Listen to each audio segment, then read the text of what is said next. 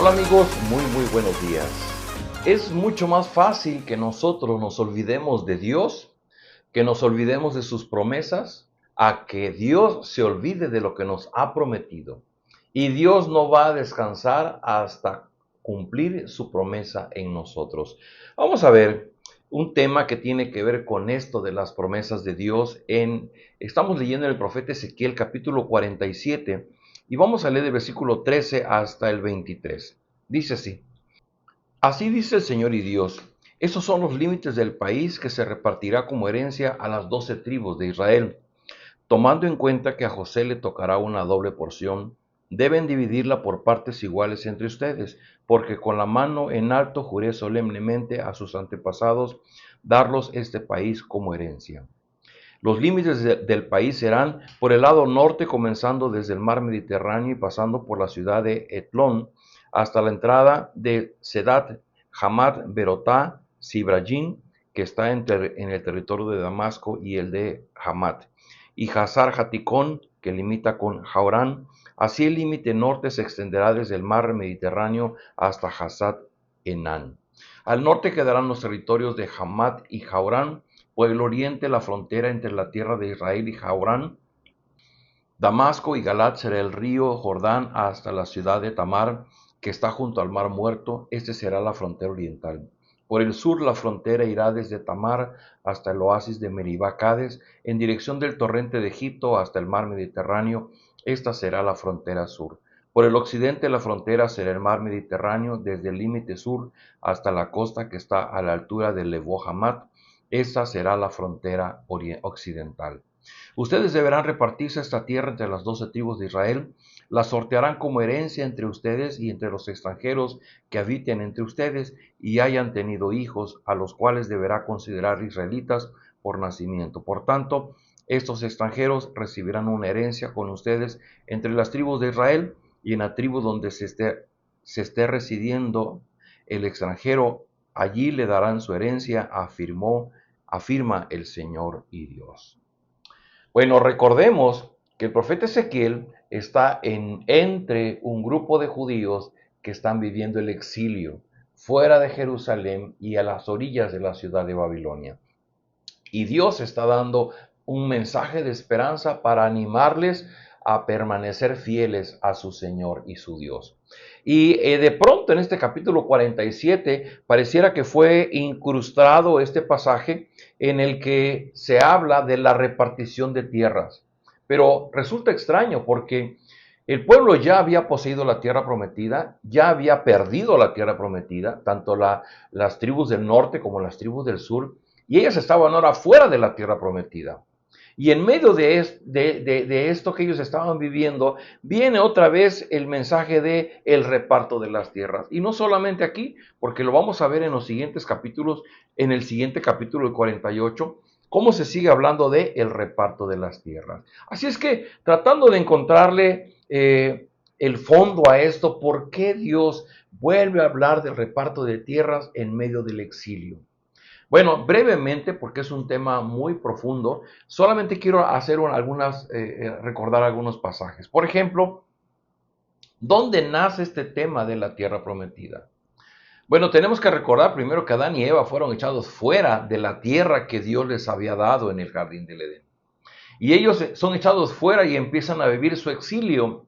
Y en ese exilio que viven Adán y Eva y los primeros habitantes en nuestro mundo, viene en Génesis 12, hay un llamado que Dios le hace a un personaje muy famoso llamado Abraham, que Dios le habló y le dijo: deja tu tierra, tus parientes, la casa de tu padre y ve a la tierra que te mostraré.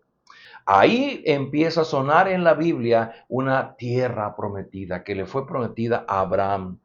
Y mire, solamente viajando muy rápido en el tiempo, después Abraham engendró a Isaac, Isaac engendró a Jacob, Jacob engendra a sus 12 hijos y ellos finalmente van a parar a Egipto cuando vino hambre sobre la tierra a través de la historia de José, que vivió en la casa del faraón. Y entonces el pueblo es sometido a esclavitud y Dios llama a Moisés, y vamos a leer en Éxodo capítulo 6, Dios está hablando con Moisés y le dijo: en otra ocasión Dios habló con Moisés y le dijo: yo soy el Señor. Dice: me aparecí a Abraham, a Isaac y a Jacob bajo el nombre del Dios Todopoderoso, pero no les revelé mi verdadero nombre, que es el Señor. También con ellos confirmé mi pacto de darles la tierra de Canaán, donde residieron como forasteros. Aproximadamente unos 400, 500 años después, Dios llama a Abraham para que libere a su pueblo de su esclavitud en Egipto y le refrenda, dice, y yo les prometí darles esa tierra como herencia.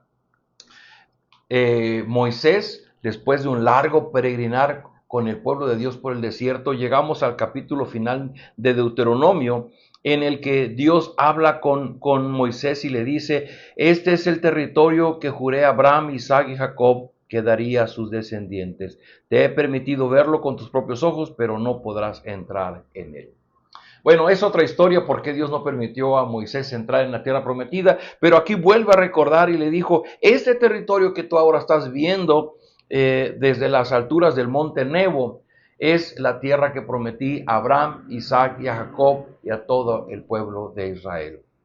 Queridos amigos, esta es una constante porque después va a venir Josué y Josué es llamado para continuar la labor que inició Moisés y por ejemplo, iniciando Josué en el capítulo 1, dice en el versículo 2, dice, mi siervo Moisés ha muerto, por eso tú y todo este pueblo deberán prepararse para cruzar el río Jordán y entrar a la tierra que daré a los israelitas. Y en el versículo 6 dice, sé fuerte y valiente, porque tú harás que este pueblo herede la tierra que prometí a sus antepasados.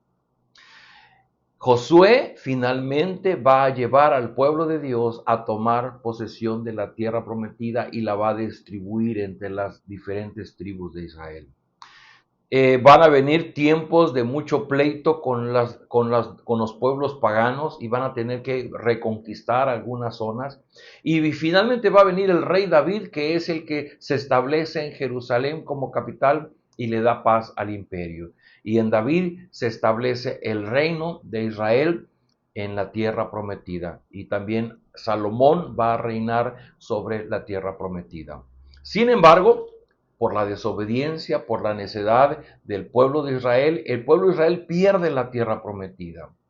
¿Y por qué menciono todo esto? Porque cuando leemos en Ezequiel 47 que Dios vuelve a hablar de la tierra prometida, está hablando de la repartición de la tierra prometida, decimos, pero ¿por qué? ¿Por qué Dios está hablando aquí de esto? Bueno, número uno, porque en todo esto que estamos viendo podemos ver la fidelidad de Dios. Dios es fiel a su promesa. No es algo que el hombre le haya pedido, es algo que Dios en su plan redentor quiso hacer con el hombre y le dio una promesa a Abraham de darle una tierra prometida. Y Dios se va a ocupar, como lo vimos ahorita en toda la historia de la Biblia, para cumplir su promesa. Por eso decimos que Dios es un Dios fiel, porque lo que Dios ha prometido lo va a cumplir. Aunque venga la desobediencia, aunque vengan las generaciones, aunque vengan los sucesos que vayan a venir, Dios va a cumplir su promesa. Y cuando hablamos de la tierra prometida, estamos hablando de algo que Dios ha prometido darnos. ¿Sabe cómo qué? Como la salvación que nos da en el Evangelio. En el Evangelio, el Señor Jesucristo se hizo hombre y vino a sufrir para pagar el precio de nuestra desobediencia y que nosotros seamos rescatados, que seamos redimidos para una vida eterna, una comunión eterna con el Padre Celestial. Esa salvación no es algo que nosotros hemos pedido, es algo que Él ofreció, que Él en su plan redentor estableció y que pagó el precio a través del Señor Jesucristo para que nosotros tengamos esa salvación. Así como ellos, Dios les ha prometido la tierra prometida y Dios no descansará hasta cumplir. Ahora también nosotros tenemos esa salvación que viene de la mano de Dios. Y quisiera terminar con lo que Dios le dijo a... Y quisiera recordar, para terminar, lo que dice Hebreo respecto de Abraham. Y le dice, por la fe Abraham, cuando fue llamado para el lugar que más tarde recibiría como herencia, obedeció y salió sin saber a dónde iba. Y dice más tarde, por la fe Abraham se radicó como extranjero en la tierra prometida y habitó en tiendas de campaña con Isaac y Jacob, herederos también de la misma promesa, porque esperaba la ciudad de cimientos sólidos de la cual Dios es arquitecto y constructor. Abraham sabía que no se trataba únicamente de un pedazo de tierra, sino que se trataba de una promesa que se extendía a la eternidad. Y esa se cumple en el Señor Jesucristo, porque hoy día nosotros hemos recibido la promesa de la salvación, pero que no termina, no concluye en este mundo, sino que se extiende a la eternidad. Así que, queridos amigos y hermanos, cuando leemos en Ezequiel 47 sobre la repartición de tierras, es una forma en la que Dios le habla a su pueblo para decir: hey, probablemente ustedes ya lo olvidaron, probablemente ustedes se sienten culpables de lo desobedientes que han sido, pero yo tengo una promesa y yo voy a cumplir mi promesa. Así nosotros hoy día podemos estar confiados y tranquilos que a pesar de las circunstancias adversas, de los tiempos difíciles, de que nuestra fe vacile, de que nosotros le fallemos a Dios, la salvación que Dios nos ha dado, que nos ha prometido y que la concreta en la persona de Cristo, eso lo va a hacer. Por eso el Evangelio es la buena noticia, porque es lo que Jesús es y lo que Jesús ya hizo para nuestra bendición. No depende de lo que yo haga, depende de lo que Jesús ya hizo. Así es que en esta mañana podemos dar gracias a Dios por lo que Él ya hizo por nosotros. De igual manera que prometió una tierra prometida y se la dio al pueblo de Israel, de igual manera nos ha prometido vida eterna y nos las dará en la persona del Señor Jesús. Padre, gracias por esta palabra, gracias por recordarnos que así como le diste una tierra prometida a Abraham y a sus descendientes, también a nosotros nos has prometido y nos has dado una salvación a través de Jesucristo, que no depende de mis fuerzas, que no depende de lo que yo haga, depende de lo que tú has prometido y de lo que tú vas a realizar en nosotros. Danos esa fe, danos esa sensibilidad para mirarte, para creerte, para confiar y para esperar en ti. Ruego, Señor, que tú animes los corazones desanimados, los corazones que han perdido la esperanza y que puedan ver en estas promesas a un Dios que es fiel y que cumple su promesa con cada uno de sus hijos. Todo esto lo pedimos en el nombre de Jesús. Amén. Queridos amigos, nos vemos el día de mañana.